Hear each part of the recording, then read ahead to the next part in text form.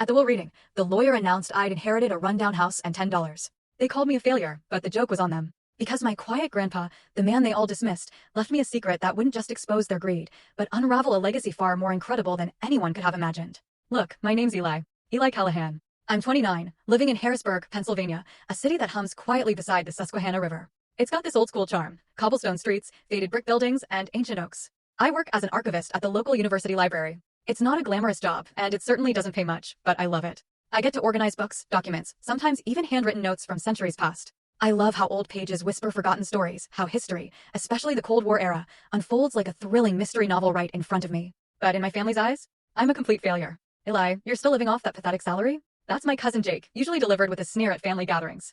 To them, I'm the useless one, the only Callahan who didn't dive headfirst into business, chasing money and fame. My dad, Thomas Callahan, he's a big-shot real estate entrepreneur. His company's practically expanding across Harrisburg. My Uncle Dan, his younger brother, is his right-hand man, always in expensive suits, polished smile plastered on his face. They live in a world of million-dollar deals, shiny cars, and lavish parties. And me? I'm just the 29-year-old in a worn-out sweater, driving an old car, preferring the quiet company of books to talk of stocks or property values. Our family gatherings were always loud, held in opulent rooms with sparkling chandeliers and expensive wine. My cousins, Jake, Emily, Sarah, they'd constantly brag about their European vacations, designer watches, or new apartments in the city center.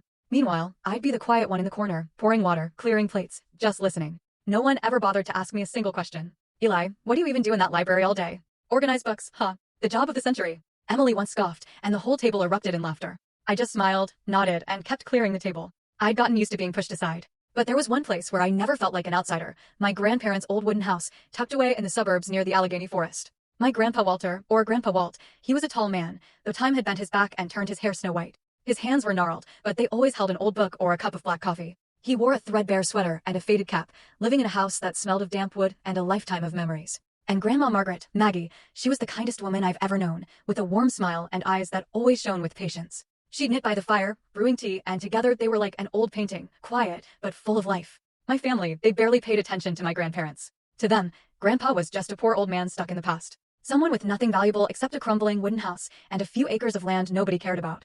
My father once said it bluntly at a party: the old man's got nothing to leave behind. Don't expect anything. His whole life was just reading books and telling war stories. Uncle Dan, he'd smirk and add, such a waste of land. That place could fetch a few million if sold. Hearing that, my heart tightened. Grandpa never responded. Full story on the channel. Link below. Click now and watch what happened next.